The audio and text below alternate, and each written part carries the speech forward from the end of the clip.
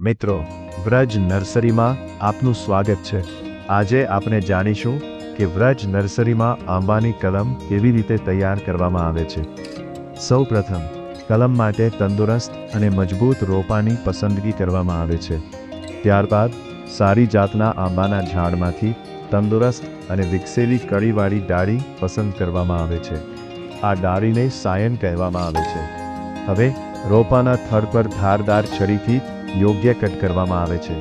ત્યારબાદ સાયન દામીને પણ યોગ્ય આકારમાં કાપીને રોપાના કટ કરેલા ભાગમાં બરાબર ગોઠવવામાં આવે છે। અહીં એક વાતનું ખાસ ધ્યાન રાખવાનું છે કે બે ભાગની કેમ્બિયમ લેયર એકબીજાના સંપર્કમાં સારી રીતે આવે। હવે કલમના જોડાણને ગ્રાફ્ટિંગ ટેપ અથવા યોગ્ય પ્લાસ્ટિક ટેપથી મજબૂતીથી બાંધી દેવામાં આવે છે। કલમ કર્યા પછી રોપાને સીધા તડકાથી બચાવીને યોગ્ય ભેજ અને વાતાવરણમાં રાખવામાં આવે છે। થોડા સમય પછી જો કલમ સફળ થઈ હોય તો સાયનમાંથી નવી કુંબળો ફૂટવા લાગે છે। આ રીતે યોગ્ય પદ્ધતિ દ્વારા મજબૂત અને ગુણવત્તાયુક્ત આંબાનો રોપો તૈયાર કરવામાં આવે છે।